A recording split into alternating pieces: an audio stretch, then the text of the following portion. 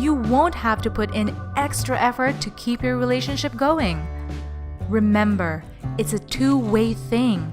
You should be getting at least as much as you are putting in, if not more. If you are not, then this is not a relationship worth putting effort in. Thank you for watching. I hope this video clarified a few things for you all. If yes, then please subscribe to our channel and turn on notifications so that you don't miss any of our future videos. Thank you for watching. Take care.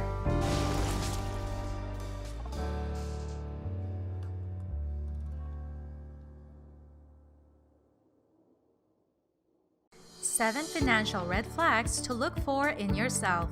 Hey guys, welcome to Midnight Search. It's really great to have you all here. Today, I would be enlightening you about 7 red flags in finance and also ways to solve them. We all know where spending excessively could get us to in our life. Therefore, this is quite a significant subject for our discussion. I am very sure that after our little session, we would all leave with the mindset of many great rich men and women. Please, I advise you all to stay with me till the last one. If you do, you would surely make fantastic choices when it comes to finance. I assume you all are ready, so let's begin. Number 1. Spending without a budget. Now, a budget is a breakdown of how much you have earned, the amount you wish to spend, and the actual prices of each stuffs to be bought. People that go to the market or wherever without a budget tend to spend or buy more than what they intend. Setting up a budget is like setting up a plan to be used in buying. This process may seem excessive, but many people fail to account for all expenses. There is always a solution to all problems, and this one does not have exceptions. Learn how to take budgeting baby steps. Before going to the market, cut the amount of money you will need. Then write the list of what you need to buy in the order of importance and specify their costs in front of them. For example, if you desire to spend $200, you can budget $50 on fruit and vegetables, $100 on meat and seafood, and the remaining $50 on frozen foods. Whenever you get back home from the market and you discover that your budget was not exactly in line with what you bought, create another list of what you actually bought with how much they cost.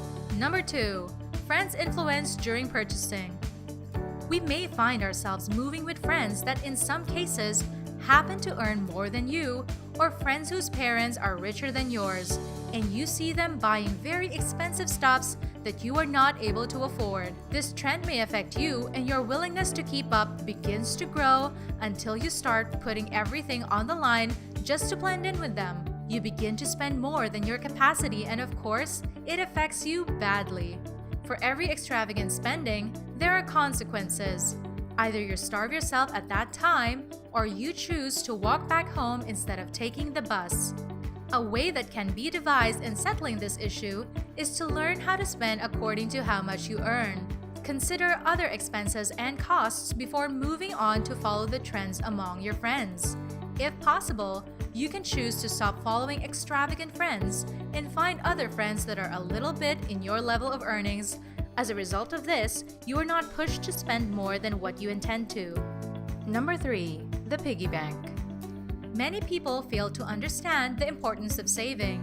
Saving saves a lot of people in our world today. Saving is a part of your daily, weekly, monthly, or yearly earnings that you have cut away to achieve a goal or to use as a weapon towards an unexpected cost. Many people have no savings, so they have nothing to use when battling an unexpected cost. These set of people are those people that end up hungry, or those people that won't be able to pay for destroyed properties, perhaps in their business place or wherever. We should be able to save towards a goal instead of using every of our earnings to pay. Some costs require us to pay installments, for example, rent or school fees. These costs require savings. To be able to start saving, baby steps could be taken. You can start saving little by little. Perhaps little amounts every day could be kept apart from your daily allowance. If you wish to go further, you can create a savings account with the bank and store all of your savings there. If possible, you can invest your savings and get extra interest on it when it is due for payment. One thing to consider is that it is very wise to develop the habit of saving. Number 4. The use of debts to pay off debts. When you make debts to pay off other debts, you're definitely not changing anything. All that is changing is the person whom you are owing. It's like you're shuffling your debts, and each time you do so, you end up acquiring more interest on each money you borrow. Whenever this is done, you begin to lose respect among those whom you borrow from. The only solution to this problem is to avoid borrowing money that you cannot return. Also, don't borrow money that would not lead to the production of more finance. An example of a thing you can borrow for is capital to start a business, since it would lead to the development of finance. Number 5. Using credit to purchase when you have cash. To some people, they live to open up their wallet and see cash in it every time, even when they need the cash. Whenever they have the opportunity to buy stuffs and they see people offering sales on credit, they go for it whether they have the cash for it, therefore accumulating creditors wherever they go. This problem is way more physical as it extends to the mental mind. One should be able to develop the mindset of instant payment for things that they have purchased while they still have the cash to do so, instead of waiting till later when the money may no longer be there. Number 6. Buying products that are cheap. Buying cheap products may seem like a very good way to save money, when in actual fact, it could be the worst. Most cheap products aren't original. They are cheap because they cost little to the producers, and cheap resources are used in developing such products. So therefore, most part of a cheap commodity is not authentic, and it would begin to spoil over time. This calls for more costs, as you would have to use more money in fixing such commodities. The prices of cheap products, plus the money that you would use to fix damage later on, would not be up to the price of the expensive original one that would last longer without acquiring extra costs of repairs to itself. We should value the habit of buying original products even for an expensive price, rather than buying fake products for a way cheaper price. Number 7. Not negotiating properly. Bargaining for a better price might seem intimidating, but if you're not negotiating, you're being cheated in most cases. Almost every seller would take the chance of inflating the prices of their products just so that they can earn more profit. If you're not careful, you may be a victim of this situation. An example can be seen in a situation where a seller purchases a plank for $300 and sets out to sell it at $400, whereas the selling price is $350. You have to be able to beat down the price to the original price so that you wouldn't be spending more than necessary money on the plank. This simple act of negotiating gives you the chance to pay less and save more. A simple way of knowing your negotiating price limit is to find a way of discovering the original prices of products before you buy them. Perhaps by asking a friend, searching for the prices of commodities online, or through whatever means. But this means you'll know the amount of money that you are expected to pay and to prepare ahead of time for it. That's all for now. Thank you so much for watching. Please don't forget to subscribe and hit the notification bell to be up to speed on our videos on lifestyle and mental health. See you next time. Bye!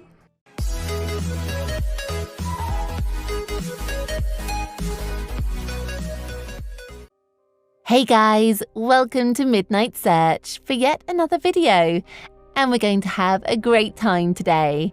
If you haven't subscribed yet, hit the notification button so you'll know when we post a new video. Thank you! So, today, we're going to be discussing 5 ways to spot a fake friend. I know, right? We've all had that one person who we thought was an awesome friend until they betrayed us. Oh, the pain. Anyways, all that comes to an end today. We will make sure that you never feel that pain again. Be sure to watch it till the end. This video will transform you into a wizard that gets inside their minds to know their true intentions. The plain truth is that when someone has ill feelings towards you or is a fake friend, all the signs and clues are there. We just don't look because we trust them. This video will open your eyes and save you from lots of heartbreaks. You're welcome. Let's begin.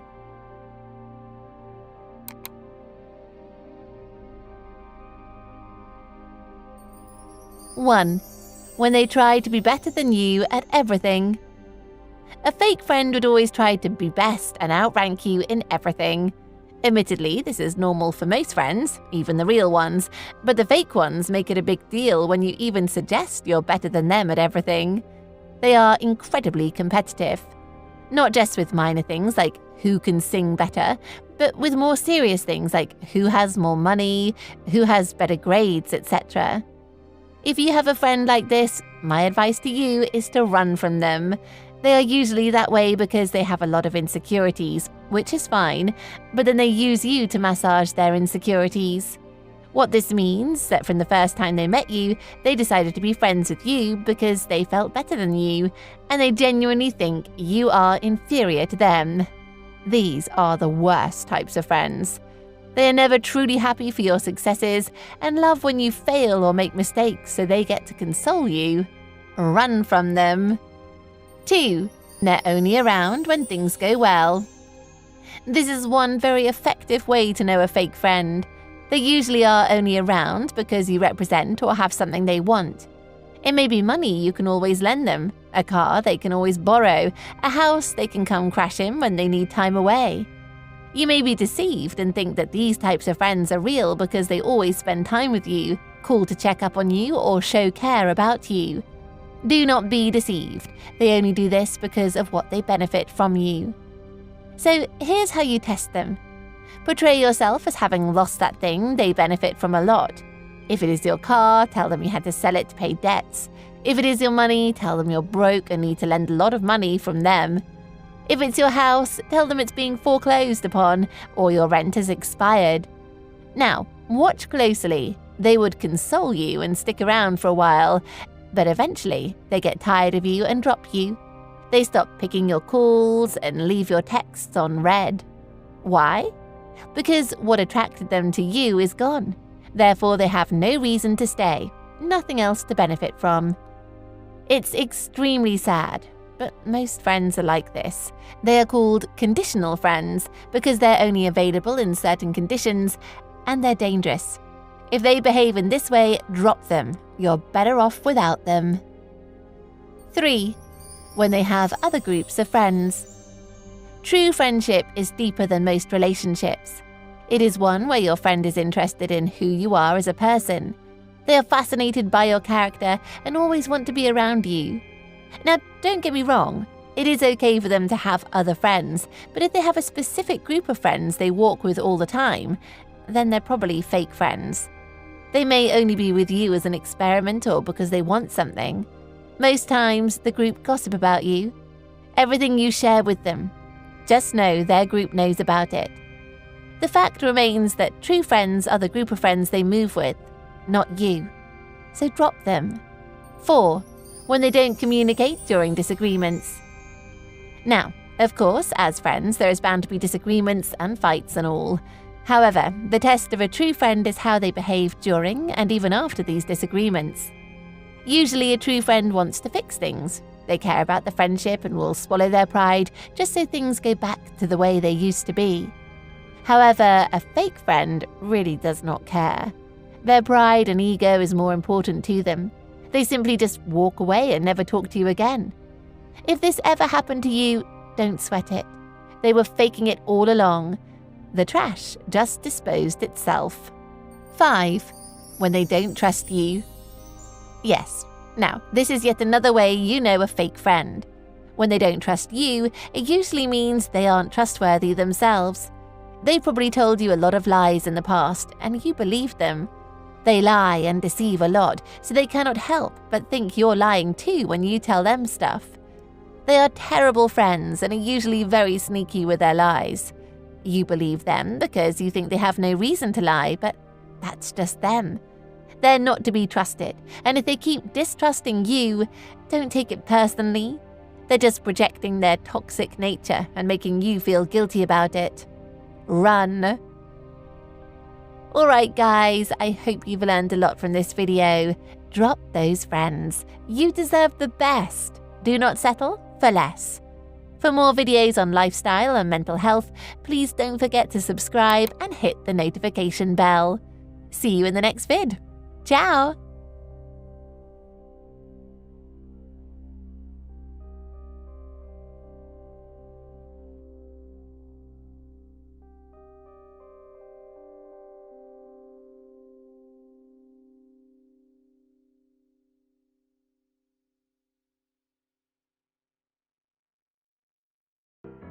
Hey everybody, welcome to the Midnight Search. There's no such thing as a perfect family. Arguments and fights are bound to happen among family members, but when your feelings toward them tend to go beyond frustration or annoyance and it starts to reflect on yourself, then you may be dealing with a toxic family. However, labeling and recognizing your family as toxic can be difficult, especially when you're still entrenched in them. On today's topic, 5 signs of a toxic family that can lead to depression, we have curated a list of characteristics or signs that are displayed by a toxic family and how you may be dealing with one. Before we get into the topic, we would like to clarify that our topics are based on experience from the team, and we wish to create a safe space for those suffering from depression, bad relationships, and other mental health disorders. Here we go. Number 1. Being verbally, emotionally abused by family members. When parents constantly direct hurtful words towards their child, words like, "You're such a burden, I regret having you as my child," this can cause the child to feel worthless. This scenario does not only happen when the child misbehaves, but can also happen when the child is used as a scapegoat because of a personal struggle that the toxic parent is facing. This also applies to siblings, as they may use verbal abuse as a way of taunting or bullying you. "You're an accident. Mum and Dad didn't want another child." Name-calling is another form of verbal abuse that toxic family members will use to degrade you. Examples of name-calling are fatty, idiot, ugly duckling. This can be especially degrading and embarrassing when addressed as such in public or around people. Some toxic parents will further belittle the child by saying, "You're way too sensitive," and disguise their disparaging comment as a joke if the child gets upset over the comment. Verbal abuse is a form of emotional abuse. Emotional abuse can be anything from nitpicking at your appearance to manipulating you. Emotional abuse is often undetectable, as it can be subtle. Some of you may not even realize that you've been dealing with a toxic family until later in life. Their family, their blood, and because of that, you actually believe their negative words. Believe that you are flawed, feeling drained, feeling small or dumb when you're around them or others, feeling insecure. Number 2. Parental favoritism. Some toxic families tend to display favoritism towards one child over the others. This is called parental favoritism. A consistent display of favoritism towards one child while the others are paid less attention to. Always felt like there's double standards in your household. It seems like you're the only one who always gets in trouble. For instance, you get punished for failing a paper, but your sibling is only receiving a light-hearted warning. The severity of these double standards and parental favoritism varies. While the one child is put on a pedestal and is privileged by the parents, the other child or children will remain in second place. When parental favoritism becomes obvious, the other child or children will feel neglected, and living up to their parents' expectations becomes a priority. They strive to be on that pedestal, but toxic parents will never allow that to happen. While the favorite child exuberates confidence, the other child or children will lack confidence, always feeling like they'll never be enough, which can affect relationships, work, and almost everything they do. Apart from lacking confidence, one may feel unloved and unwanted at home, which leads to a low self-esteem. These resented feelings can cause severe depression. Parental favoritism can also lead to sibling rivalry, poisoning the relationship among siblings. As someone who is dealing with toxic parental favoritism, you tend to unconsciously compare every achievement to that of your siblings. Keep in mind that toxic favoritism can be expressed by other family members as well. "Why can't you be like your brother or sister?" are common words of a toxic parent. Always being compared to siblings can be devastating and can cause one to feel detached. The feeling of detachment from yourself, also known as depersonalization disorder, is likely to happen when toxic parents force comparison between siblings. By controlling the other child or children in every aspect, forcefully creating a replica of the desired child, there is little or no room to express originality. This becomes especially difficult when he or she enters upon adulthood. Number 3. Harsh criticisms. Criticism can be perceived as truth and honesty, and it helps individuals see themselves in a realistic manner. However, the negative aspects are far more severe and can impact a person's mentality and self-esteem. Toxic parents who harshly criticize their children can leave them with long-term insecurities. Criticism like, "You're too fat, you need to lose weight," or "You have no friends because of your repulsive attitude." Being faced with hurtful remarks can make you feel inferior and will eat away at your confidence. Those who have endured harsh criticism from their toxic parents tend to hold back in life because of self-doubt. The criticism that has been instilled in their heads is how they see themselves. Having faced constant emotional abuse can give rise to an unhealthy, critical inner voice. Number 4. They control you. A toxic family will try and control you in major aspects of your life, such as career decisions and even relationships. They will ensure that you follow in their path, and what they choose for you, rebelling to their decisions, will only lead to dire consequences. Some toxic families can be relentless. They will resort to manipulation or even tell absurd lies to get you to do what they want. If they happen to not like your girlfriend or boyfriend, they will tell you lies about him or her, or use manipulation to get you to break up with them. They may even use threats. Break up with him or her, or get out of this house. Some will even use guilt to keep you in control and bring up all that they have done for you. Number 5. Dismissing negative feelings and instilling fear. Toxic parents will dismiss their child's negative feelings towards them, such as anger or sadness, as it allows them to feel more powerful and dominant. There is a massive difference between discipline and fear. Toxic parents will use actions and horrible words that can be permanently damaging. In a toxic family, discussing emotions is considered taboo. This behavior will leave the child's or children's feelings bottled up. As they become adults, they find it hard to open up about things that make them angry or upset. They will also avoid arguments and keep silent when they are yelled at. This can lead to severe depression, as those who have been dismissed of their negative feelings find it difficult to vent their emotions.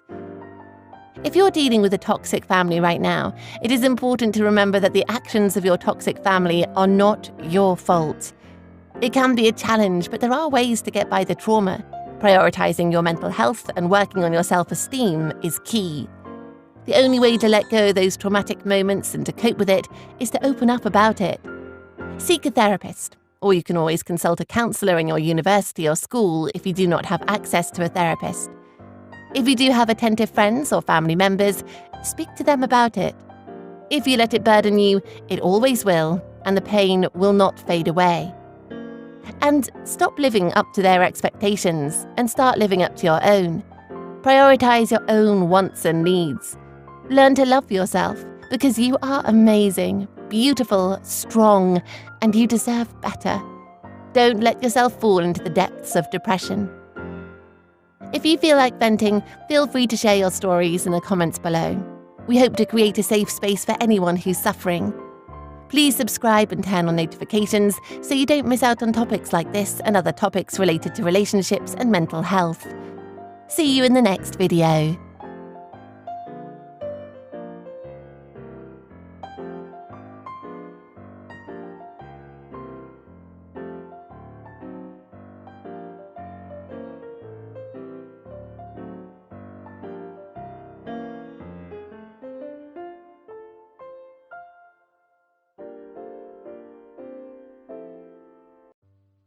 Five signs your man loves you in a long-distance relationship. Hey everybody, welcome to Midnight Search.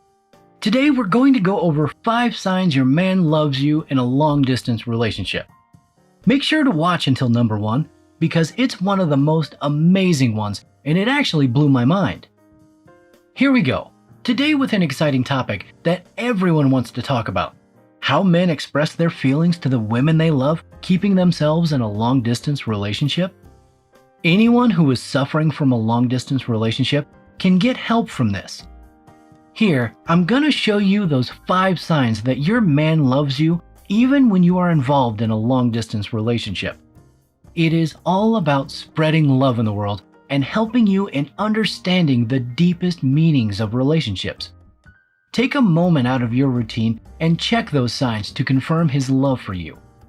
Don't forget to subscribe to our channel and hit the bell so you will be notified with all our latest videos. Here we go with those 5 signs. By future planning for both of you. Maybe it's like that you are going to move or he is going to move, or there is some other situation. He always has a proper plan to have a meetup with you. Being in the same town, he tries all the possible ways to be with you. He will express his feelings by catching you closer in his hands and saying, "I can't bear such a long distance between us. That's how I see both of us. I always wanted to build a deep connection with you. I want to spend my whole life with you." That's how he is showing his love physically. It is how whatever we love in life, we always prioritize it, and we have a plan to be with a loved one. That's the most important and strong evidence that proves his love for you. By taking you to a long journey of his childhood memories. He will take you out with him on his car, showing you all those fun childhood memories. He shows you his childhood school, those parks where he used to hang out with his childhood friends. He shows you a place where his parents used to take him for ice cream. He shows you that place too, where he comes alone and relaxes his mind from all the teenage stresses. He feels like you are worth it to share all these special memories. Most importantly, when he comes to his hometown, he introduces you to his most important circle of friends and family. He either invites you to a family dinner or hangs out with his close friends. These are vital signs that show his extreme love and sincerity for you. By being a part of your daily routine. It means that every single day, he knows that what comes out to you. He knows all about your routine. What's your sleeping time? When you are busy with family, work, studies, exams, etc. He knows everything about you. He tries his best to cooperate with you in those moments by understanding you. For example, if you have an exam, he will call you before your paper is due and motivate you by saying, "You can do it, my love." He will boost up your self-confidence and will worry about you every time. He will then call you after your paper asking how your paper was. "Hope you did well." That's how he will connect himself to you and make you an essential part of his life. Or maybe you cannot talk to him when your mother or father comes to you to stay, and that depresses you. Then he will call you when she leaves, asking all about what your mom talked about and all that stuff. He knows everything that matters to you, and he supports you all of the time. Adding you in his fun life memories. See, when we love somebody, we want them to be added to our great memories of life. He will do the same thing. He will include you in his special life moments. For example, he is at the family dinner party and he still misses you and his family. Now, he will try to reach out to you either through FaceTime saying that, "Hey, check this out. I am missing you so much and I will see you later." Or maybe when he is hiking on Sunday morning and you are the only one he wants to make a deep connection with, either calling you or some other way. He wants to tell you how much you matter to him. These are the signs that confirms his love for you. It is because he wants to share his happy moments with you. Communicating with you consistently. It means that you guys can communicate with each other consistently. Do you understand what is meant by talking continuously? It means that you are talking every single night and texting every single day.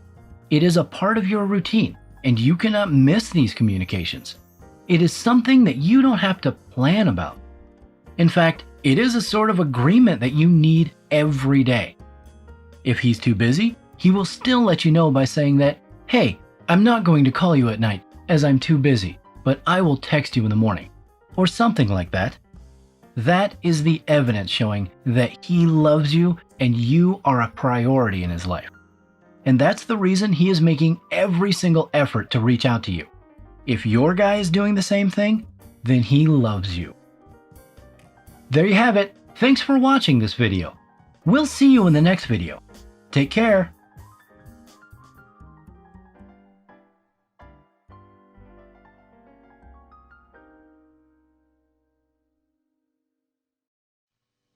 5 signs your man loves you in a long-distance relationship. Hey everybody, welcome to Midnight Search. Today we're going to go over 5 signs your man loves you in a long-distance relationship. Make sure to watch until number 1, because it's one of the most amazing ones and it actually blew my mind. Here we go. Today with an exciting topic that everyone wants to talk about. How men express their feelings to the women they love, keeping themselves in a long-distance relationship. Anyone who is suffering from a long-distance relationship can get help from this. Here, I'm gonna show you those 5 signs that your man loves you even when you are involved in a long-distance relationship. It is all about spreading love in the world and helping you in understanding the deepest meanings of relationships. Take a moment out of your routine and check those signs to confirm his love for you. Don't forget to subscribe to our channel and hit the bell so you will be notified with all our latest videos. Here we go with those 5 signs. By future planning for both of you. Maybe it's like that you are gonna move or he is gonna move, or there is some other situation. He always has a proper plan to have a meetup with you. Being in the same town, he tries all the possible ways to be with you. He will express his feelings by catching you closer in his hands and saying, "I can't bear such a long distance between us. That's how I see both of us. I always wanted to build a deep connection with you. I want to spend my whole life with you." That's how he is showing his love physically. It is how whatever we love in life, we always prioritize it and we have a plan to be with a loved one. That's the most important and strong evidence that proves his love for you. By taking you to a long journey of his childhood memories. He will take you out with him on his car, showing you all those fun childhood memories. He shows you his childhood school, those parks where he used to hang out with his childhood friends. He shows you a place where his parents used to take him for ice cream. He shows you that place too, where he comes alone and relaxes his mind from all the teenage stresses. He feels like you are worth it to share all these special memories. Most importantly, when he comes to his hometown, he introduces you to his most important circle of friends and family. He either invites you to a family dinner or hangs out with his close friends. These are vital signs that show his extreme love and sincerity for you. By being a part of your daily routine. It means that every single day, he knows that what comes out to you. He knows all about your routine. What's your sleeping time? When you are busy with family, work, studies, exams, etc. He knows everything about you. He tries his best to cooperate with you in those moments by understanding you. For example, if you have an exam, he will call you before your paper is due and motivate you by saying, "You can do it, my love." He will boost up your self-confidence and will worry about you every time. He will then call you after your paper asking how your paper was. "Hope you did well." That's how he will connect himself to you and make you an essential part of his life. Or maybe you cannot talk to him when your mother or father comes to you to stay, and that depresses you. Then he will call you when she leaves asking all about what your mom talked about and all that stuff. He knows everything that matters to you, and he supports you all of the time. Adding you in his fun life memories. See, when we love somebody, we want them to be added to our great memories of life. He will do the same thing. He will include you in his special life moments. For example, he is at the family dinner party, and he still misses you and his family. Now, he will try to reach out to you either through FaceTime, saying that, "Hey, check this out. I am missing you so much, and I will see you later." Or maybe when he is hiking on Sunday morning, and you are the only one he wants to make a deep connection with, either calling you or some other way. He wants to tell you how much you matter to him. These are the signs that confirms his love for you. It is because he wants to share his happy moments with you. Communicating with you consistently. It means that you guys can communicate with each other consistently. Do you understand what is meant by talking continuously? It means that you are talking every single night and texting every single day. It is a part of your routine, and you cannot miss these communications. It is something that you don't have to plan about. In fact, it is a sort of agreement that you need every day. If he's too busy, he will still let you know by saying that, "Hey, I'm not going to call you at night as I'm too busy, but I will text you in the morning," or something like that. That is the evidence showing that he loves you and you are a priority in his life. And that's the reason he is making every single effort to reach out to you. If your guy is doing the same thing, then he loves you. There you have it. Thanks for watching this video. We'll see you in the next video. Take care.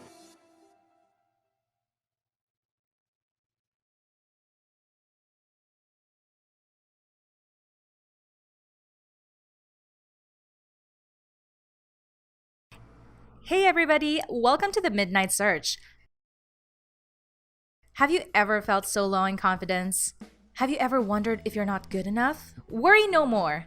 Today, we are going to discuss 8 ways of boosting your self-confidence. Make sure to toss a like and subscribe to the channel for more useful content on relationship and mental health. There's no one on earth that's born with endless self-confidence. If you see anyone that seems to exude lots of self-confidence, it's probably because that person has worked on themselves in the past. Self-confidence is something that you can actually learn to build and exude, given the right guidance. Today, I'm going to teach you 8 ways you can boost your self-confidence. Let's get started. The first way you can boost your self-confidence is to visualize yourself as you want. There's a quote that says, "What the mind can conceive and believe, it can achieve." That's exactly what it is. If you see yourself as a confident, proud person, then that's exactly what you will be. Most times when we struggle with low self-confidence or self-esteem, it's because we see ourselves as a nobody, as a failure. Stop having a low perception of yourself and you will start getting confident as the day breaks. The second way is to affirm yourself. Again, another quote by Nikki Carnival says, "Affirmations are a powerful tool to deliberately install desired beliefs about yourself. Just like the first point, we often behave the way we see ourselves." Affirmations are positive, mood-lifting statements and utterances we make on ourselves. They're generally more effective when you say them out loud and can hear yourself saying them. A good example is, if you hate how you look generally, you can start changing that mentality with positive affirmations. How? When next you stand in front of a mirror, tell yourself how good you look. Tell yourself you're perfect and awesome. Our brain works exactly how we want it, and when you believe you're good at a particular thing, then you are. The third way to boost your self-confidence is to question your inner critic. It's obvious you've been criticizing yourself over the past few years, but has it worked? Have you noticed any change? Why not try approving yourself for a change? Most times, the harshest comments we get come from the ones we tell ourselves, our inner critic. There's every possibility your inner critic is responsible for your low self-confidence. What you may not know is you can fight your inner critic. You can disprove its theories about you with laid out facts and evidence. Always be on the lookout for evidence to show that you're not what your inner critic makes you out to be. For instance, if your inner critic believes you're a failure, let it know that you're not by presenting the evidence that you tried your best in a particular endeavor, even though you failed in the end. This will boost your self-confidence a lot. Also, try to congratulate and reward yourself whenever you get the chance. The fourth way is to help others. When you're struggling with low self-confidence, try lending a helping hand to people. When you help others, you tend to forget about yourself and feel nothing but grateful for what you have. There's this boost that comes from the simple thank you someone says when you help them. Volunteer to help or assist others instead of focusing on your perceived weakness, and you will see your self-confidence grow massively. The fifth way is to actually care for yourself. Caring for yourself is never a selfish act. You're only taking care of the person you are because no one else will do so. Self-confidence usually comes from a good combination of your physical, emotional, and social health. You can't feel good about yourself if you hate how you talk. You can't exude confidence if you don't like your physique. Focus on yourself. Eat well, drink water, exercise, and get enough sleep.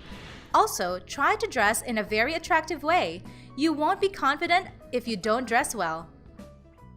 The sixth way you can boost your self-confidence is to set goals that are realistic. Setting goals that you can achieve go a long way in making you proud of yourself. Imagine you're struggling academically and you go and set goals of achieving straight A's. You won't be happy in the end, will you? Realistically, you will get A's, but you will need to be exceptional before you can get straight A's.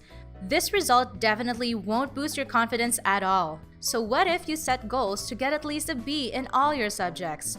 Now that's a very realistic goal, and you will definitely increase in confidence when you achieve them. Setting reasonable goals often improves our self-confidence whether we believe it or not. The same way you set goals for your academics, you can also set goals for your social life. Don't expect everyone to like you while you try your best to be nicer to everyone. Achieving these goals will make you way more self-confident. The seventh way is to avoid negative talks. Negativity can come in many forms and from many places. If you allow these negativities, they are sure to damage your self-confidence. Negative talks are things that should be ignored by all means. It's a good idea to tell yourself that these negative talks are not the truth and must be overlooked. Instead of listening to these negative utterances, pay more attention to the positive ones. Encourage yourself and you will see your self-confidence soar. Don't ever let anything deter you from enjoying the beauties of life. Don't let anyone's talk keep you from enjoying any success you achieve. When people tell you you were able to achieve success because it was too easy, tell them it's fine. Tell them others tried the same thing and failed woefully. Hence, you have every right to be pleased with how well you've done. The eighth way you can boost your self-confidence is to take risks. One more way you can boost your self-confidence is to leave your comfort zone sometimes. Leaving your comfort zone to take risks will do your confidence a world of good. I don't mean you should take all kinds of risks. I mean positive risks, not going to gamble away your time. When you overcome the hurdles presented by these risky ventures, you get even more self-confident. I'm sure you must have taken a risk on things you didn't have any other option than to take risks on before. Didn't it feel good when you scaled through? Going ahead to show that you don't fear failure is a huge confidence booster, and you can achieve this by taking positive risks sometimes. Aside from the fact that you get even more self-confidence when you scale through these risky ventures, you also get rewarded by succeeding. And there you have it. Make sure to subscribe and turn on notifications so you don't miss more videos on relationships and mental health matters and much more. We'll see you in the next video. Take care.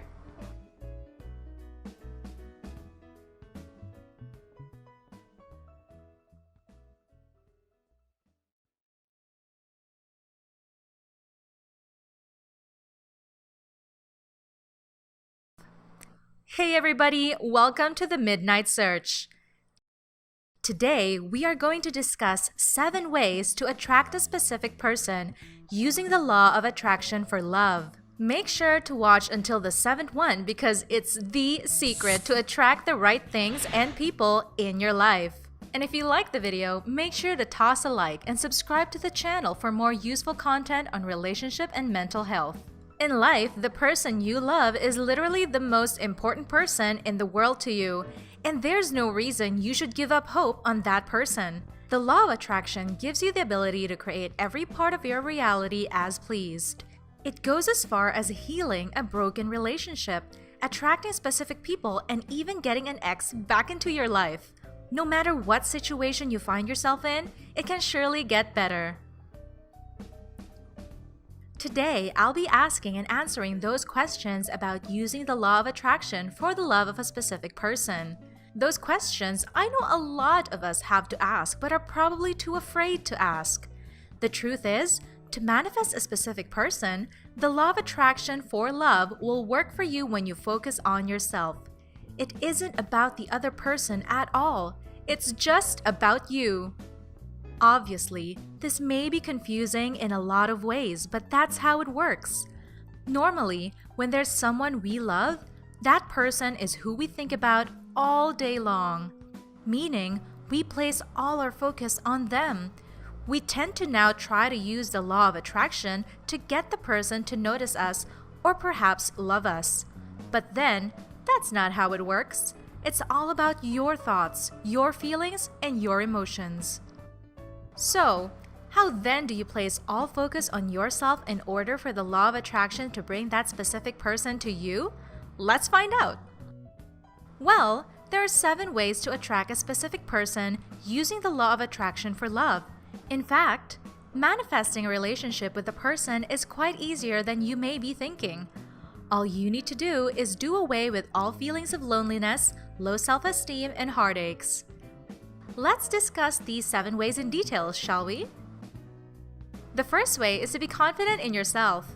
It's very important to realize that you're a great person and whatever others think about you doesn't matter. It's very important you understand that you don't need to go out of your way to make someone else like you or love you. Self-confidence is an irresistible quality. It will always attract people to you.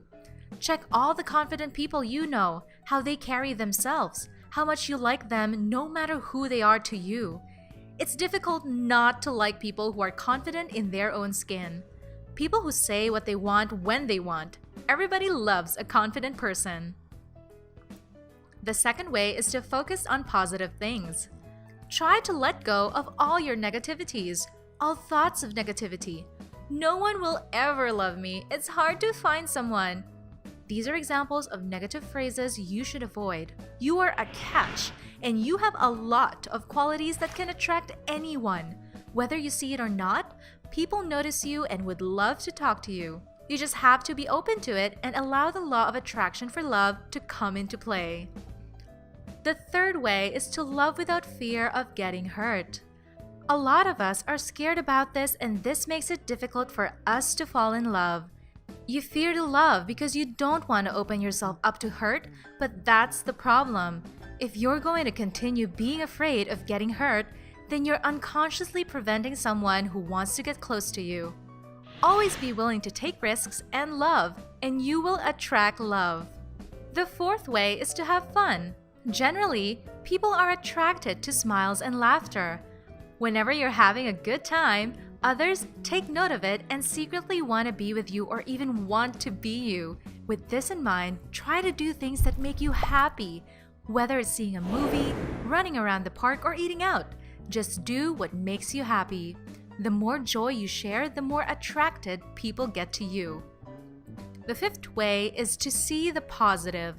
Always focus on the positive side of the specific person you want the law of attraction for love to bring to you. There's always something you can appreciate, so go ahead and look for it. If there are already some negative things between the two of you, don't worry about it. Just focus totally on the positive. In a short while, you will start seeing a change in behavior, a change in ideologies from the person. The sixth way is to appreciate the contrast. Always learn to be happy with whatever you have. Don't worry so much about the things you don't have or the things you want. So long as you're happy at the moment, a lot of things will definitely start falling in the right places. By things, of course, I mean life and every other thing around you. Just focus on the things you have and be happy about them. The seventh way is to be willing to let the other person go. Well, this is the hardest part of the law of attraction for love for a specific person. When you figured out what you want in them, but you're being told to be accepting of the fact that you should lose them, is pretty harsh, isn't it? The truth is, it's only when you're comfortable with not being with them that you can generally open a way for the law of attraction. If there's a part of you that's still rejecting the idea of letting that person go, then you have a problem still. According to the law of attraction for love, you must be okay with losing the person, else it will be very hard for you to maintain a relationship with them. You must be muttering. That's easy for you to say. I know, right? But trust me on this one. When you're not afraid of losing someone in your life, your relationship with that person will be at its best because you can freely do whatever you want. You can say whatever you want and lay down boundaries and goals without fear. You just have to make a resolution of not having them around. It's for your own good. For sure, it isn't easy to do, but trust me, it works. This is why in the law of attraction there's a saying, I want X or something better. It's either you get a good relationship with your boyfriend or girlfriend or get someone better. It's possible you may be with someone who doesn't want to spend an hour with you, but with the law of attraction for love, you will always attract the best for you. At the end of the day, the most important thing is to focus on doing those things that make you happy. Don't stress yourself with how things are with a specific person. Just pay attention to yourself. Take care of yourself. The idea is for them to see what they are missing. And there you have it. Make sure to subscribe and turn on notifications so you don't miss more videos on relationships and mental health matters and much more. We'll see you in the next video. Take care.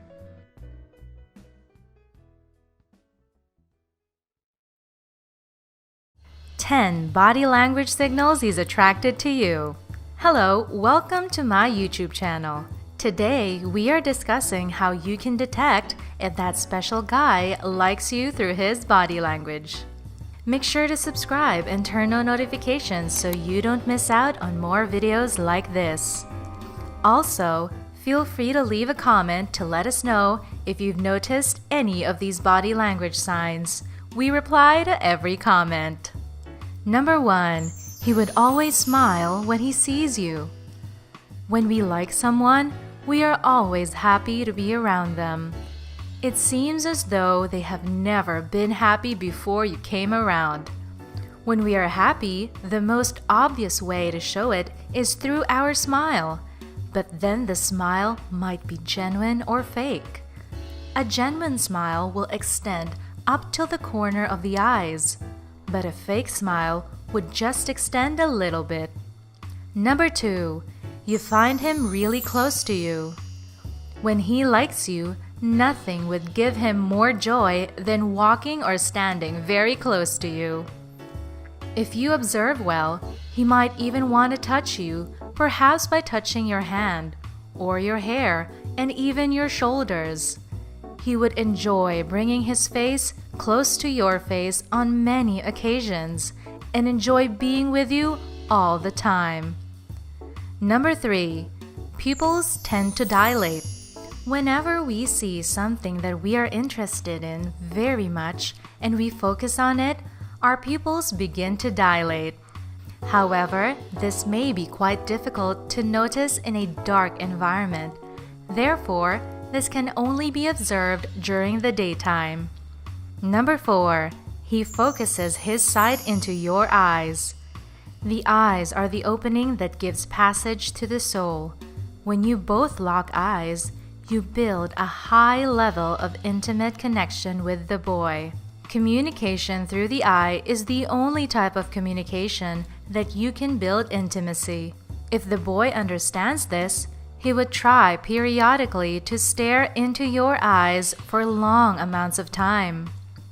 Number 5. He faces you when he sits. Whenever you're with him and you are sitting together, he would sit down facing your direction completely. Not just his face, but his shoulders and his feet would be pointed towards your direction, and he tends to lean forward to connect with you emotionally. Number 6. He laughs hysterically. For every little joke you make, he tends to laugh, but this doesn't mean that you are funny. He is merely just trying to encourage you to go on. He would not want you to feel bad for such boring jokes, so he would keep laughing for as long as you make him to. You should probably try it sometimes when you're with him and watch the magic. When a person laughs at your joke, it makes you to want to hang out with the person more often. Laughter also is a unique way of strengthening emotional and mental bonds between two people. Number 7. He is conscious of his behavior. When you come around him, he becomes conscious of the way he walks, the way he talks, the way he eats, the way his hair looks, the way his shirt is tucked in, and so on. He begins to straighten up his posture and he starts to speak little. He would take every chance to look into any reflecting surface to see how he looks when he's with you. Number 8. He tries to get the bills. Whenever you go out with him, He always tries to get the bills on all occasions. This does not mean he has a lot of money, but instead, it simply means that he feels embarrassed to let you pay when he is right there. Number 9. He pays attention to how you look. If you notice well enough, you'll see that he pays attention to how you look. He knows in his head the color of clothes you've worn for the entire week, and he can recite them to you like a nursery rhyme. He knows every of your necklaces and your earrings and also how you love to dress. Perhaps you prefer to look fashionable rather than comfortable. He knows. If you spend 8 hours with him, he uses 7 hours, 30 minutes in observing you. Through this observation, he is able to know your favorite colors and other little things about you. Number 10. Overprotective. When the guy starts to prove he is strong and able to protect you, he's definitely into you. He wants you to know that you can feel safe with him no matter what happens. This guy will definitely guide you around crowded places and lead the way. He would also walk on the traffic side of the road and be closer to the vehicles. He would most definitely not allow you to walk back home alone, especially at night. Okay, thanks for watching. Please subscribe and hit the notification bell to get more of our amazing videos on dating tips and mental health. Love you guys. Bye.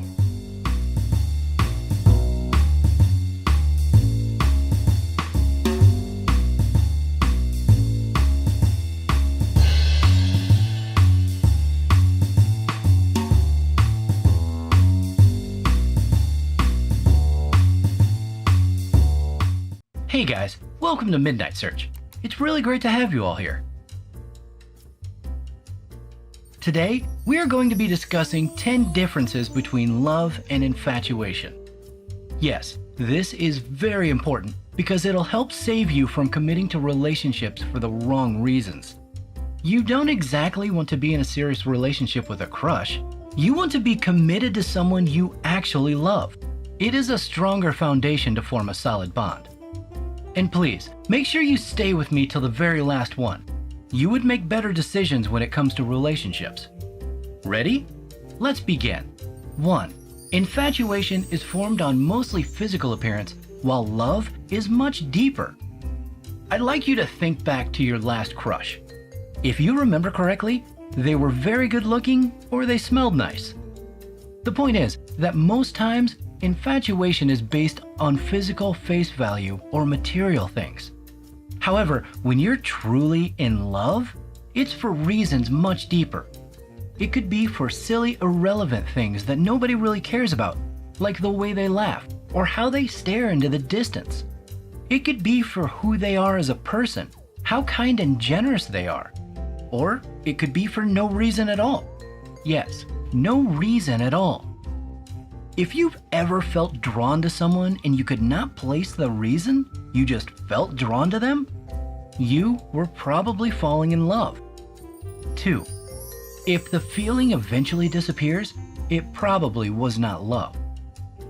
One fundamental difference between falling in love and simply crushing or being infatuated with someone is that infatuations tend not to last. Remember when we felt butterflies in our stomachs for those people back in high school or college, but the feeling eventually disappeared after a few weeks, a semester, or maybe even a few days? Yeah, that's classic crushing. It usually does not last long because it is merely infatuation. When you're in love, it's a lot harder to forget the person. You think about them every day, and it never really goes away, not even when the person is no longer in your life. 3. The motives of both feelings are very different. Yes, we need to have this discussion. When you're drawn to someone and the motives most times are physical, like lust, or you two just look good together, that's infatuation. Love has a much deeper and genuine motive. You want to be in a long-term relationship with that person. Marrying them is not a scary thought at all. You want to understand them, be there for them. Learn about all their likes, their dislikes, and their favorite color. You want to know absolutely everything about them. That's love. Like I said earlier, love is deeper and more genuine than infatuation. Its aims are way different, even though the feelings are almost the same. 4. Infatuation is mostly based on ideas rather than the individual. Most times, when we think we are crushing on someone, we're really not. What we are doing is crushing on the idea of that person, the dreaminess, and the short lovey-dovey videos you would do together, or the idea of them crushing back. It is usually a very exciting feeling, but sadly, it really is not love. When you are attracted to whom that person is, rather than what the person represents, then you're probably falling in love. Love is more individualistic. It's a very practical feeling based on abstractness in the sense that you really cannot tell why exactly you love this person, but you love them anyways. You don't love the idea of them, you love them themselves and only them. 5. Love cannot be duplicated. Infatuation can. When you are falling in love, most times the feeling is for that one person alone. Not just for anyone else who checks out your list, only that one person. However, in infatuation, because the attraction isn't based on something deep and solid, it can be duplicated. For instance, you can crush on more than one person at the same time. Why? Because more than one person can be handsome or beautiful. Multiple people can have that nice scent you like. So much so, your crushing is more likely to be duplicated. But when you love someone, usually the person cannot be easily replaced. It is more unlikely to duplicate or genuinely love more than one person romantically. 6. Infatuation is watered by desire. Love is watered by companionship. So, most times when we crush on people, we do not necessarily have to be close to them or even be friends with them for the crush to subsist. We simply can look at them from a distance and the feeling grows. That is a sure sign of the fact that you are merely infatuated by them.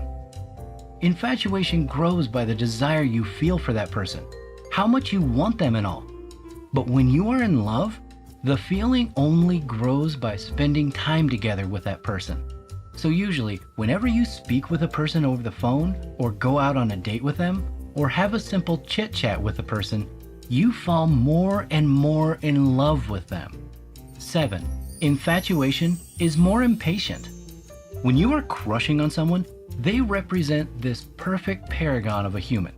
This is the reason why sometimes the crush disappears when we eventually get to know them. Why? Because now we can see their imperfections, and it sucks. They become so ordinary. But when we are in love, we overlook their flaws and imperfections. We do not mind when they offend us or do things that annoy us because it really doesn't matter. Love is patient. Love understands. 8. Love is a safer place, unlike infatuation. When you're truly in love with somebody, you feel more at peace. Now you want to know more intricate details about them, what their favorite food is, what they like to do for fun, if they're a cat or dog person. Silly details like that become important to you. You feel touched when they share these pieces of information with you, and it becomes easier to open up to them. That is how you know it is love, when you feel safer around them. Infatuation, on the other hand, is more troubling. You hide a lot of details from them because you don't want to turn them off or have them lose interest in you. 9. Infatuation is fairy tale. Love is reality. Remember Disney movies? How Prince Charming swoops in to save the princess and they ride on a white stallion into the sunset? Remember how that made you feel? Well, if you feel the same way with someone in real life, that's a sign that it may be infatuation. They're very dreamy and you swoon when they walk into the room. Infatuation. With love, it's different. With love, you see their flaws. You notice things you don't like about them, but you're still in love because you don't mind. That is classic love. In reality, there is no perfection, no Prince Charming, and no riding into the sunset. If you realize this and are still drawn to them, you are in love. 10. Love is timeless. Infatuations aren't. The thing about love is that it is timeless. You rarely know when it actually began. Before you realized you have feelings, you are already in too deep. If you cannot trace back why, where, and when you develop feelings for someone, then it is probably love. However, infatuation is more definite. You get infatuated with someone for specific reasons like looks, scent, or general appearance. So if you like white shirts, when they wear white shirts, you have butterflies in your stomach. That is the exact day you have that infatuation. It can be traced. But love grows on you. That's all we have for today. I really hope you enjoy the video. Please hit the subscribe button and turn on the notification bell to see more videos like this on relationships and general mental health. See you in the next video. Bye.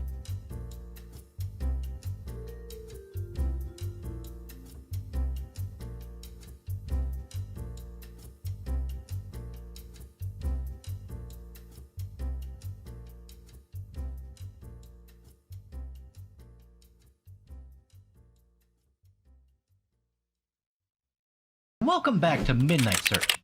I hope you all are kicking it as always.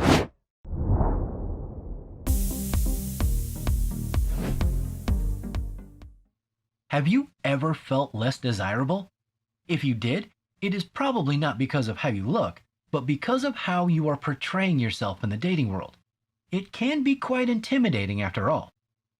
Today, we are going to share with you the top 10 flirting tips that are guaranteed to boost your chances in scoring a date. Make sure you stick around till the end of the video to find out what might be the one factor for your flirtatious struggle. If you like the video, make sure to toss a like and subscribe to the channel for more content on relationships and mental health. Let's begin the countdown, shall we? Number 10. Making strong eye contact. Making eye contact acts as an initiation ritual of your desire to gain the approval of the other person. It is one of the tried and tested methods that works the best. An intimate glimpse instead of a cheesy pickup line could go a long way. This nonverbal method of communication can help you find whether the person is interested in you as well. Secondly, it also asserts a calm and confident demeanor. Similarly, you can also respond to someone else's interest in you and let them know of your approval. Number 9. Red is the color you're looking for. Historically, the color red has been used by women to flaunt their sexuality. Be it the red shade of lipstick or a red dress, it naturally garners attraction of others. Contrary to the stereotype, both genders find the color red attractive on the opposite sex.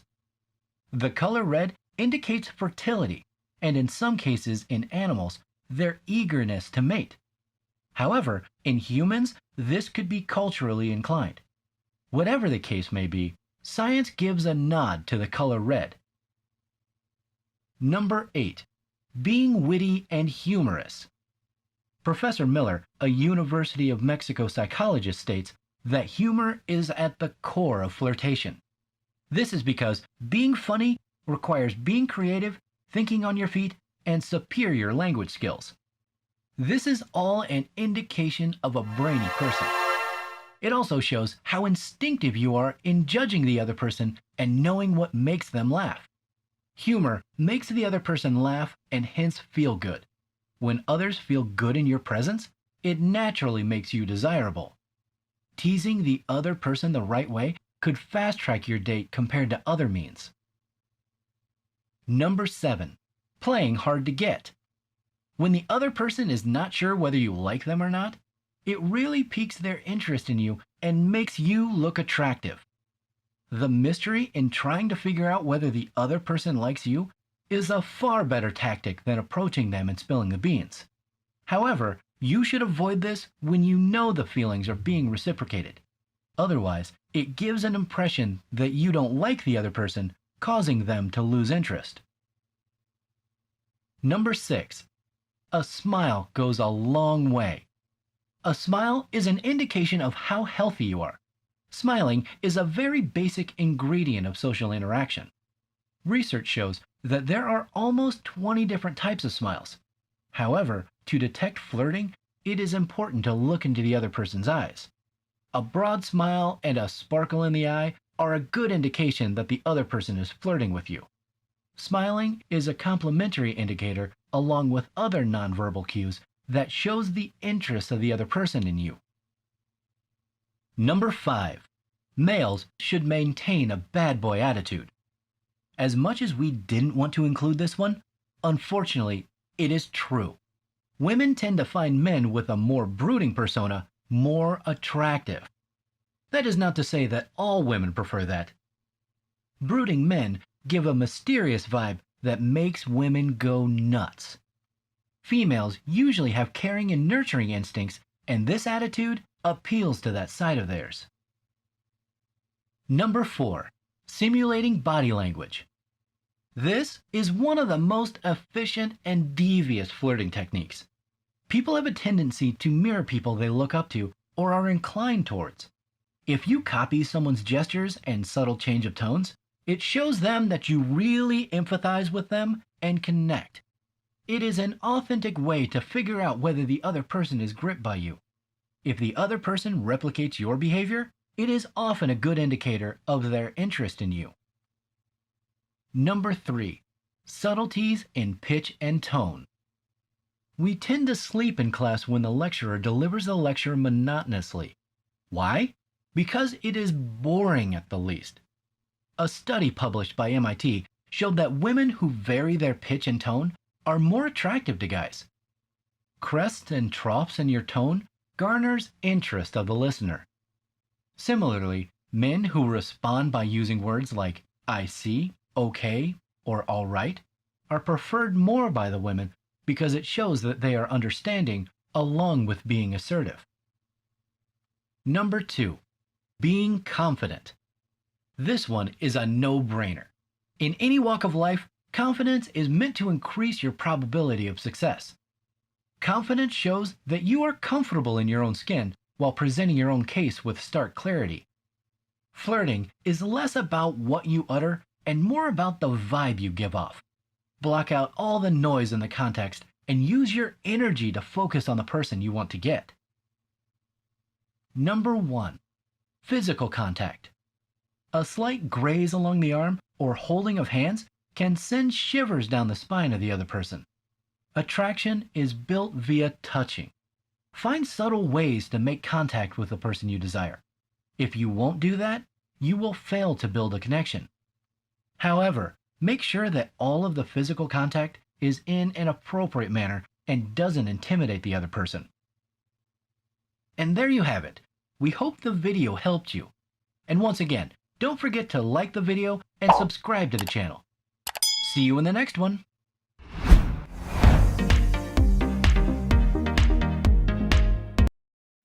Hey everybody, welcome to Midnight Search.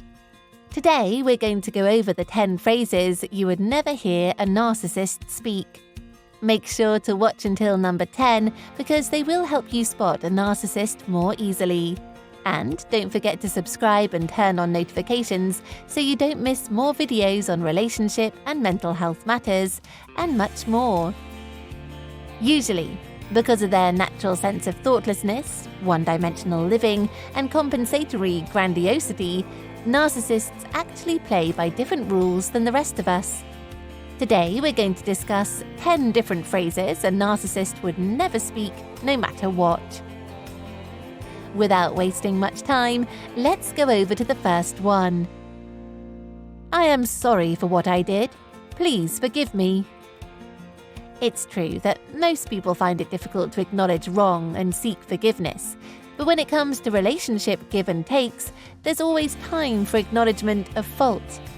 Narcissists never feel they owe you an apology. They believe you should just get over it and move on. All that matters is that everything is fine now. Healthy people know when to apologize, especially when they have stepped out of line, but with narcissists, you will never hear that phrase. Narcissists see themselves to be well above reproach, believing they have done nothing wrong. That sense of superiority reinforces their belief. The second phrase you will never hear from a narcissist is, "Let me take responsibility for that." Of course not. Why would they take responsibility for anything when they aren't under anybody's command? Narcissists hate responsibility. The fact that they have carved out their identity against all known feelings of invalidation means they are quite sensitive to matters that shame them or bring blame to them. Taking on any kind of responsibility means the narcissist is ready to face criticism, and that is not their style. Naturally, the narcissist will set up their life in such a way as to always avoid any responsibility, making sure to shift it to others at any given time. The third phrase is, "I'd like to take time to reflect on myself." Narcissists are scared of self-reflection. Those feelings of inadequacy they feel, which is the main cause of their narcissist behavior, scares them. Hence, they always refuse to go over to that side of themselves. They literally avoid looking inwardly at themselves. Why should they? This is the main reason narcissists ignore therapy and mental health checkups. In fact, they will immediately become defensive on matters so as to cover the truth. Number 4 phrase the narcissist would never speak is, "I forgive you." For that very same reason a narcissist doesn't apologize, they also don't forgive. To an average narcissist, we are all potential threats, and we need to be taken care of. Narcissists live a very vigilant life. At least they think so. They believe life is a battleground and they are always fighting others to survive. This is why they take hurt a little too serious and find ways to retaliate immediately. Once they receive an apology from someone as a way of ending conflict, the narcissist practically sees this as a sign of victory, a sign that they've won.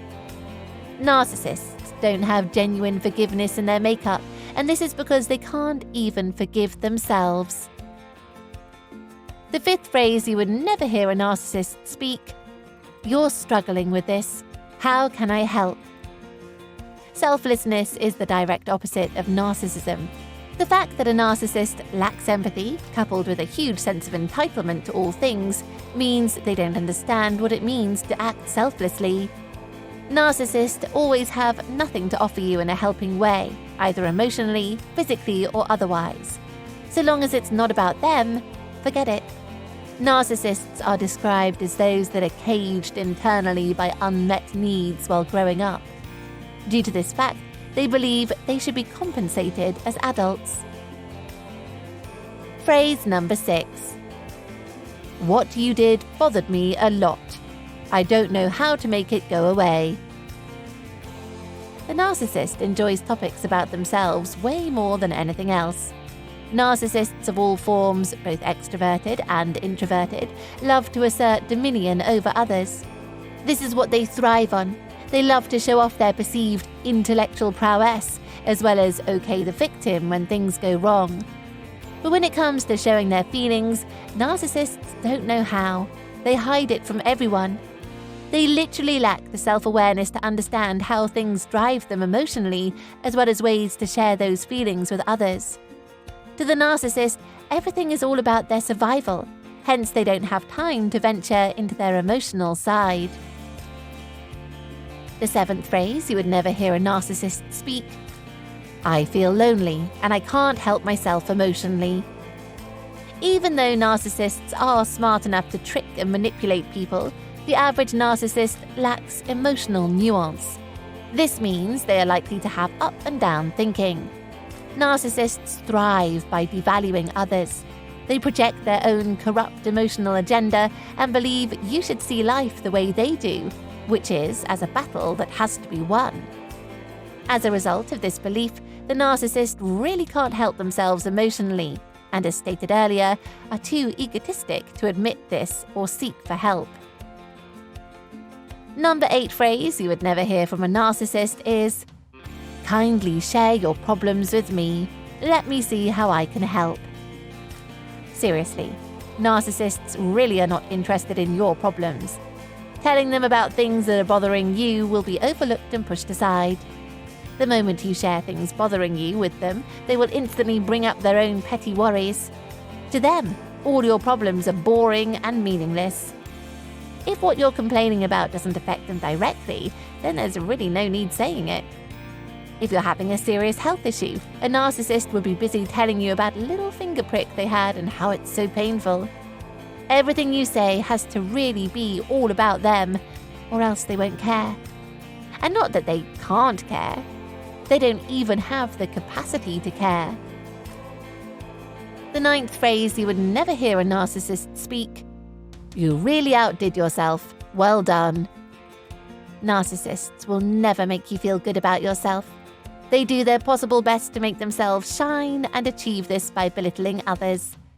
Their ego means they always seek friendship from people they can easily belittle, especially people who are less attractive.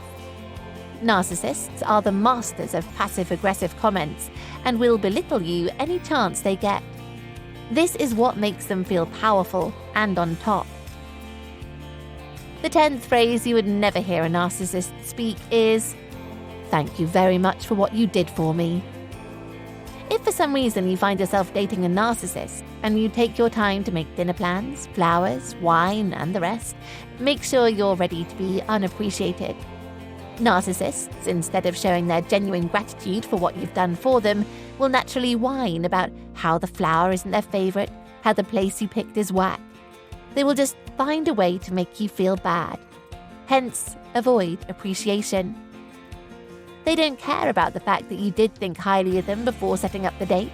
They only care about their wants and needs. When they do seem to show appreciation for what you did for them, you can effortlessly detect it's fake. They just don't show genuine appreciation for things you do for them. And there you have it. We hope this video helps you a ton. We'll see you in the next video. Take care. Hi everybody, and welcome to Midnight Search. Today we're going to go over the top 10 signs that you're dating a narcissist. If you do find these signs, then get out fast while you still can. Before we start today, don't forget to subscribe and turn on your notifications so you don't miss any more videos like this one. We're always looking to make the best content and to interact with our viewers. If you have any ideas for future videos, or maybe you've experienced dating a narcissist, post a comment below. What is a narcissist? So you have probably heard the word mentioned a lot on social media, usually when people have ended a relationship. In all of these cases, distinctive personality traits will be mentioned. Narcissistic behaviour is what's called a complex personality disorder. It's a mental condition in which people have an inflated sense of their own importance, a deep need for excessive attention, troubled relationships, and a lack of empathy for others. Does this sound familiar? Well, behind this bravado and controlling negative behaviour is a person that is actually afraid of criticism, afraid of failure. But their fear of being hurt is expressed in unhealthy and damaging ways to the people around them. First on our list of things to look out for in a person you're dating is something that you may not associate with a personality disorder. It's the need to be constantly admired by others. It's really important to recognise this early on. A lot of times, this can be seen through a person's social media accounts, where you will find hundreds of selfies, photos of expensive objects on their own, photos from nights out that focus only on them. They are basically building a shrine to themselves. If we dig a little more, this need to have attention, this need to be admired, is not only skin deep, it's their whole reason for forming relationships. If they felt that they were a nobody, if they were the same as everyone else, they would have to confront the fact that their ideals were shallow and selfish. If you end up in a relationship with someone that always wants to be the centre of attention, first in the spotlight, you will always be in their shadow. The second sign that someone could be a narcissist is the way they speak about other people. If your date is always complaining that their friends have better clothes, better cars, better gadgets than them, you may want to step back from the relationship. These kind of negative accusations will, over time, become toxic. A good example of an envious person is someone that truly believes another person doesn't deserve what they've worked hard for. Someone gets a new phone that they've saved up for. Someone gets a promotion that they've tried hard to attain for years. The envious narcissist will say, "Oh, they don't need that, it should be mine. I worked harder than them." Or they might say, "I bet they stole that phone. They could never afford that. I've been waiting months to get it." But jealousy is slightly different. It comes from the fear that they will lose what they already have. And this is where we see the other side of the narcissist. It's an emotion that comes from being afraid, but it's displayed still in a judgmental way. The third sign that you could be dating someone with a narcissistic personality is that they take advantage of other people's generosity and often exploit them in some way, not just once, but over and over again. A good example of this behaviour can be seen if you have been on several dates already. How many times have they offered to pay for the meal? How many times have they offered to be the designated driver? How many times have they accepted your offer of help and then expected this to happen every time you meet up? If you already know the person that you want to date, think about how they treat their friends and family members. Are they always borrowing things without returning them? Are they always the one receiving help, but never offering it? So, number 4 moves on from the last one. If you're going to be dating a person long term, you need to make sure that they care about you. The whole point of a relationship is that you have a partner, a best friend to see you through the good times and help you through the bad. A narcissist will have no clue that you are hurting or may need moral support in a situation. Think about this. You've had a hard day, you come home or hook up with your potential date, and you tell them, "Oh man, that was a really tough one." You say how you're feeling, expecting a comforting reply. But instead, they start talking about their day, and they don't even acknowledge that you're upset. Although this isn't always an intentional slight against you, after a while, you will feel that they don't care about your life or your emotions. It's not a good basis for a nurturing partnership. The 5th sign that you could be dating a narcissist is the way that they speak about their achievements in life. This is a bit of a strange one, but trust me, it's important. Have you ever heard someone you know retelling a story, an event, and they blow it out of proportion? Maybe they say they scored the winning goal in a soccer match. Maybe they say that they rescued an injured hiker.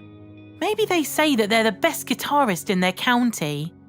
You know these things are half true. You know that they played a soccer match one time. You know that they watched an air ambulance pick up an injured hiker. And you know that they can play guitar pretty well. But they're overstating what really happened.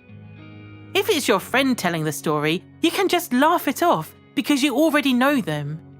Yet, if it's your potential date listing off 100 different examples of when they were the best at something, you should be careful. A narcissistic person will always want to be admired, be the centre of attention, and to do this, they will make all of their talents and achievements seem excessive. In reality, if they weren't so worried about being perceived as a failure, they could tell people their stories and their friends would still admire them for who they are. It's just that their personality disorder doesn't let them see it that way. Number 6 is a useful tool to see if the person you are interested in might be a narcissist. Pay attention to the way that they describe their goals. Dating apps and social media profiles are a good start to discovering what a person wants to ultimately achieve in life. If you start a conversation around their future aspirations, see if they ask you about yours. Do they get so focused and almost aggressive about their long-term goals that they seem to shut you out? There's a big difference between passion for your work and trying to include everyone in a plan to make everyone feel excited, compared to just ranting about where you want to be in 5 years. Narcissism makes an individual want to be the best at everything, It eats them up inside to think that they may not end up being a CEO of a business, or they may not end up with 3 cars and a tennis court at their home. They always want power and perfection. Number 7 is actually the closest you will see to a narcissist revealing their true nature. Underneath all of their rudeness, attention-seeking and complaining, the person feels inadequate. If they are criticised for even the smallest thing, it can lead to explosive results. Because most people with this personality disorder like to have roles in society such as leaders and controllers, you will likely hear stories where a friend or a family member has told you about their unreasonable boss, or how they got fired, shouted at by someone above them just for asking a question. This person was likely to have been narcissistic. So when you start dating someone, be open and honest with them. If you don't like their cooking, or maybe you think they were driving a little fast, test the water by having a polite discussion and see how they respond. The 8th point I want to talk about is something that you should be able to find out easily. This is because a person with narcissism loves to talk about themselves. You need to get to know about their past relationships, their past social interaction. Meeting someone for the first time and having that spark of a connection can be exhilarating. But don't forget to be cautious. Just as with people who are continually cheating on their partners, a narcissist will have a pattern of failed relationships behind them. Start off by asking something like, "So, is this the first date you've been on in a while?" This is light-hearted. You can joke around and it gives them an opportunity to respond in an honest way. If they make a joke about themselves or a funny comment, maybe they blush and admit it's been a long time since they dated. These are really good signs. If they start getting defensive or reel off a list of other disastrous dates and relationships, then this should be a warning sign to stay away. Number 9, our penultimate piece of advice on how to avoid dating a narcissist. Everything is always someone else's fault. Just as when a narcissistic person tells a story and exaggerates how great they were, they also underplay the role they have when something goes wrong. Imagine you're in a team of people, maybe even just a group of friends. You all make a calculated decision to go to a pizza place. When you get there, it's super busy, the service is bad and the pizza tastes awful. A typical person would be disappointed, but acknowledge that the whole group chose the venue. A narcissist will insist that they were against it from the start, or that they told everyone about a better pizza place but nobody listened.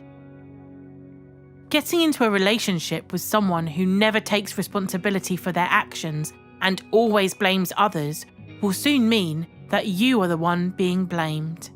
And here we have our final piece of advice. Thank you for watching the video so far. I hope that you have found it informative. So here we go with number 10. Quiet, introverted people can be narcissists too. Do you remember that I mentioned narcissism and all its bad traits come from a place of fear in a person?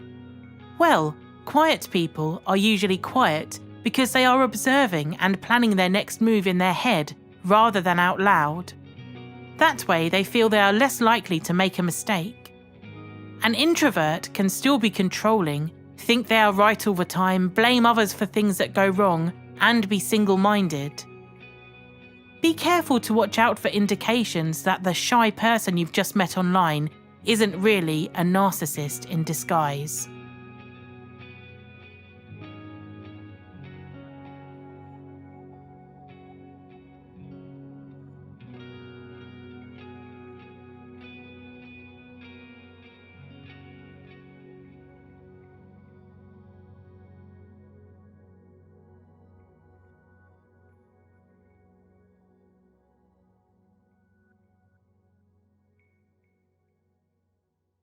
Hey everybody, welcome to the Midnight Search.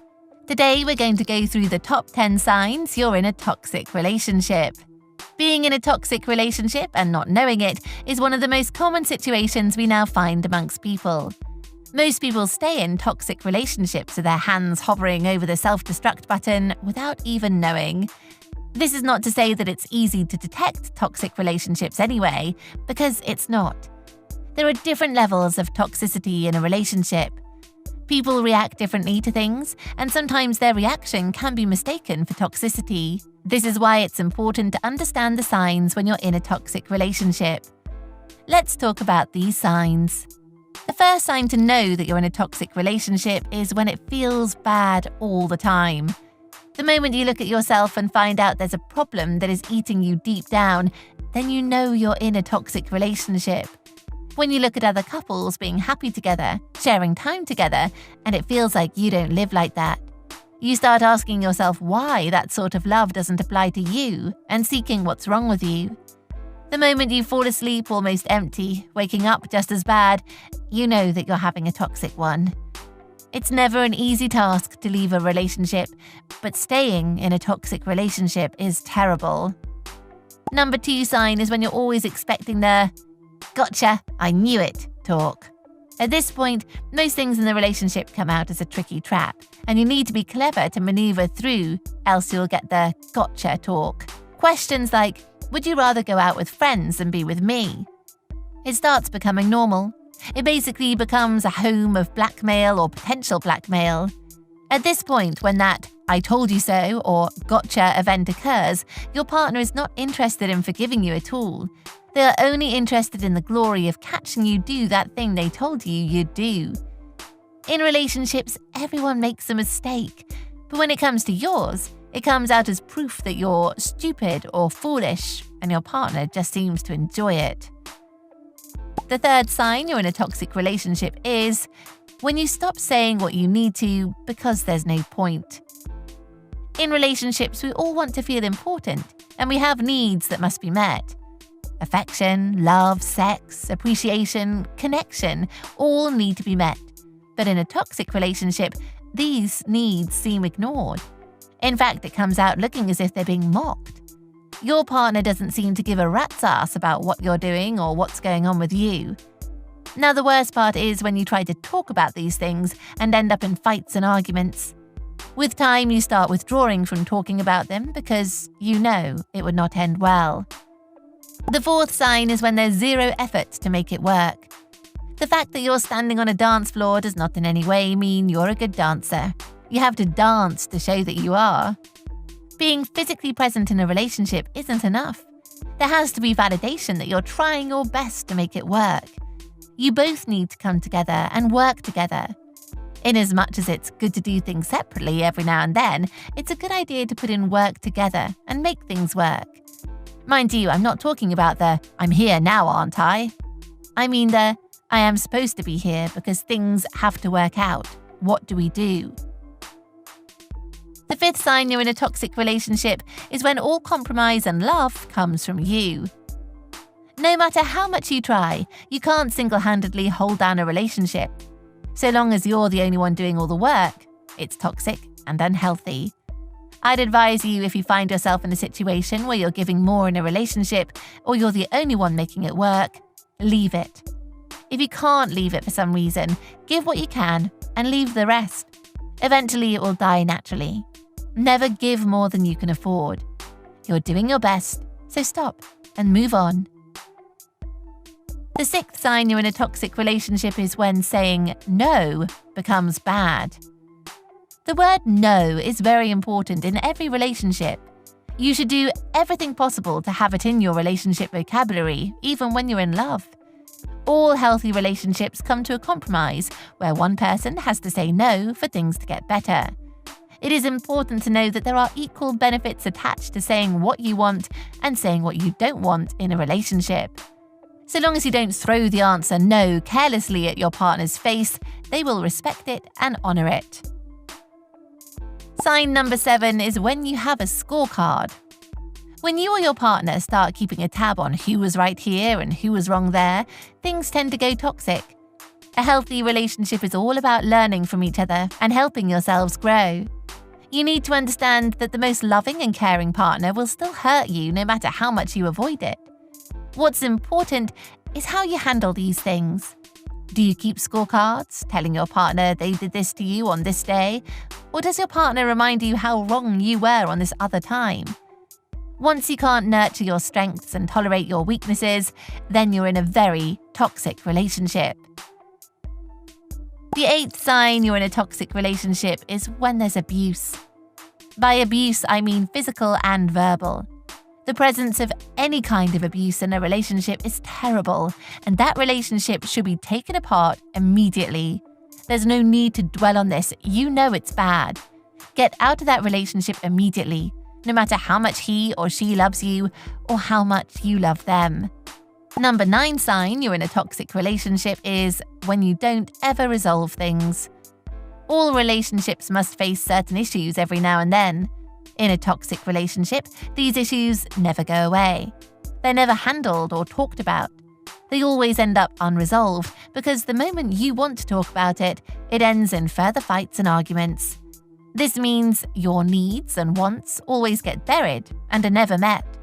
Avoid such relationships. The 10th sign you're in a toxic relationship is when your partner makes you understand they're going through worse things than you're going through right now. In all healthy relationships, partners turn to each other for support and comfort no matter what they're passing through. In a toxic relationship, your partner makes you feel as if whatever you're going through is nothing compared to what he or she is going through. Doing this means they value themselves way above you and are unwilling to put your needs above theirs, even when given reasons to. Healthy relationships are not about competitions, who wins or who loses. It's about taking care of each other physically, mentally, and emotionally. This is never the case in a toxic relationship. And there you have it. Make sure to subscribe and turn on notifications so you don't miss more videos on relationship and mental health matters and much more. We'll see you in the next video. Take care!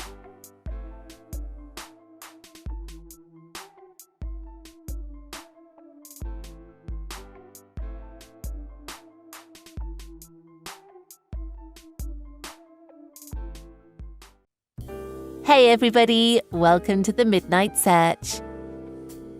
Our topic today is one that is common amongst the ladies, and it's on the 10 sure signs that shows a shy guy likes you. Hey ladies, do you have a shy guy on your friend list? Or maybe there's this guy you've been noticing but just can't seem to understand if he's interested in you or just passing by. It's really hard knowing you're into someone but can't be sure if they're into you. If peradventure you knew the best signs to figure out they actually like you, won't it be great? With the ability to decipher these signs, you'll be able to know for sure if the shy guy likes you or not. For the guys, if you're the shy type as well, then this video is for you. I'm about to bring out all your strategies and show it to the world. All you need to do is take this video and show it to the girl you like and display the signs in the video. That's achievable, right? Well, without wasting much time, let's get to it.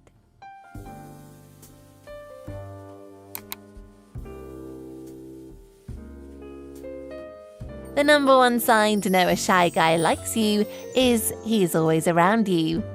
This is a common one, of course. Shy guys tend to always stick around the girl they like. He's always hovering around your vicinity, usually away from the spotlight. He can't come into the spotlight to let you know what he wants, but he won't leave your surroundings. He's always around you, figuring out how to ask you or tell you he likes you. It's really tough for shy guys. The second sign is he's always staring at you. Well, staring at you may sound too far-fetched, but it's not. Shy guys are always looking at you. Every now and then, they take quick glances, long stares, side views. They just make sure you are within their vision range at all times. Once you find the shy guy looking at you almost all the time, that's a sign. He's interested. The third sign a shy guy likes you is he constantly breaks eye contact with you. Generally, when a guy is interested in a girl, he can stare into her eyes easily. For the shy guys, however, they always break that eye contact the moment you try staring back at them. Once he's breaking eye contact with you, then he's interested. You can go as far as finding out if he does the same with other girls. I bet you he doesn't break eye contact with them. just you. The fourth sign. He is always paying attention to you. Shy guys usually devote all of their attention to the girls they like. Whether you're 400 in the room or it's just the two of you, he's going to give you at least 80% of his undivided attention at all times.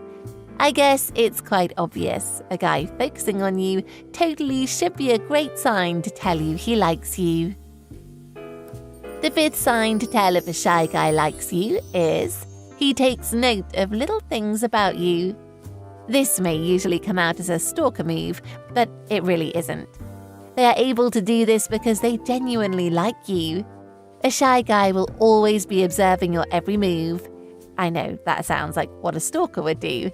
Trust me, he just takes his time to admire you and can tell you even the most minor detail about what happened when you were both in preschool. The sixth sign is he compliments even the smallest of things. The key word here is smallest. A shy guy would be able to detect and appreciate something an average person won't notice. Of course, that's because they are always observing you and taking note of little things about you. His compliments might come once a while, but it's genuine, and you should be able to pick it up. The seventh sign a shy guy likes you is he always denies any claim that you guys are in a relationship. This done is a little tricky, but if you can figure it out, then you've struck gold. The two ways a guy can deny your relationship with him are: 1. He laughs and says it's impossible. 2. He laughs it off and says it's impossible for you to be in a relationship with him. Shy guys always take the second option, usually because they feel you're unreachable to them. The moment he says this, then no, he wants you. The eighth sign. He gets rather aggressive when there's someone else. By aggressive, I don't mean totally aggressive. The shy guy gets rather passive-aggressive. He starts acting out and behaving oddly because of the guy that is hitting on you. He feels threatened, and since he hasn't said anything to you and won't be able to, he gets jealous and worried. His passive-aggressive act means he's ready to fight for you. The ninth sign to know if a shy guy likes you is he wants to know details about you. A shy guy is usually ready to listen to you till his ears begin to bleed. He wants to hear all about you, your personal life, your boyfriends, ex, crush. He wants to know everything. The funny thing is, the more you tell him, the closer he gets to you. But unfortunately, shy guys get friend-zoned before they say Jack Robinson. The 10th and final sign to know if a shy guy likes you is he gives off confusing signals. Yep, he makes you pretty confused about things. You're always wondering if he likes you or not. He is irrational and biased when he's with you. When a shy guy likes you, there's always that confusion. And there you have it. Make sure to subscribe and turn on notifications so you don't miss more videos on relationship and mental health matters, and much more. We'll see you in the next video. Take care.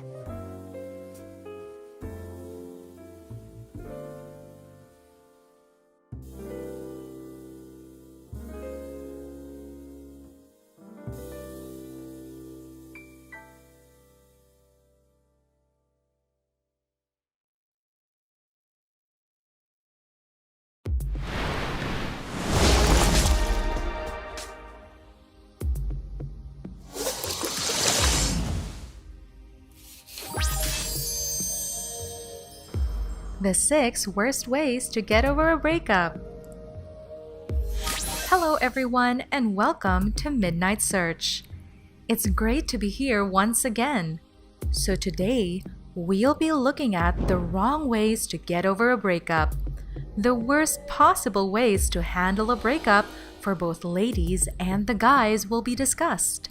Plus, watch the video till the very end because it will serve as a very intricate guideline to getting over a breakup and becoming the happy self you once were. Alright then, let's begin. Experiencing a breakup can be a very traumatic ordeal to deal with. You obviously can't stop thinking about your partner, the pleasant times you shared together, the lovely memories which reverberate deep in your mind. It doesn't matter whether you decided to end the relationship or you were left heartbroken. The aftermath of a breakup could trigger high levels of emotional distress and hurt. And I bet you that could be really depressing. While some are able to get over a breakup quite easily, being able to move on after a short while, for others, it could be a really long time before they can put themselves back together again. As a result, it could lead to wrong decision-making in the long run. Now then, I'll be explaining the totally wrong ways of getting through a breakup. You should really take note of all of this to know what to avoid after a breakup. Number 1. Plotting revenge. Now this is pretty common among most breakups. Getting back at their ex for the emotional hurt inflicted upon them. You should know that plotting and taking revenge on your ex is exhibiting weakness and probably not a very smart move in getting over a breakup. It is natural to be very upset after a breakup, but letting it get the better of you and resorting to revenge tactics is totally the wrong step in getting over a breakup. You may decide to fulfill your revenge maneuvers by spreading alleged rumors about your ex, making threats, thereby scaring the person, damaging their property, and probably even going as far as committing assault and battery. Seeking revenge can lead you to more hurt and can possibly land you in serious trouble. So before you plan on taking revenge on that lady or man that broke your heart, think twice and ask yourself, is it worth it? Revenge is never an option for getting over a breakup. Number 2. Resorting to overdrinking. Alright, this is probably one of the most common things people tend to do when they just broke up with their partner. It is no surprise that most people who are just nursing the emotional pain of a breakup resort to this means in an effort to drown their sorrows, lift their spirits, and as a result, have a series of hangovers. This is undoubtedly very wrong. Aside from the negative health impact of overdrinking, it could lead to more depression and emotional trauma, and what better way to take your mind off the pain than taking more shots of alcohol and getting more hangovers, thus repeating the endless cycle of depression and alcohol abuse, which could pose serious health problems and probably mental complications. Number 3. Overthinking. Naturally, after a breakup, it is normal to acknowledge and reflect on the good times you've had with your partner. However, thinking a bit too much is not advisable and quite harmful to your health, as it could probably give rise to health conditions like high blood pressure and hypertension. Overthinking will most definitely not help make you feel any better, but on the contrary, impede your joy and happiness in life. Rather than overthinking, you should try as much as possible to make yourself happy, developing yourself and engaging in activities that will take your mind off any form of thinking. It's time to move on. Don't wallow in self-pity and overthinking. Number 4. Attempting to contact or reach out to your ex. One of the worst things you could do to get through a breakup is attempting to contact your ex. Trying to reach out or get back with your ex, be it through texting, phone calls, or even physical contact, will only draw you back and impede your progress. You need to move on with your life, not go back to your past.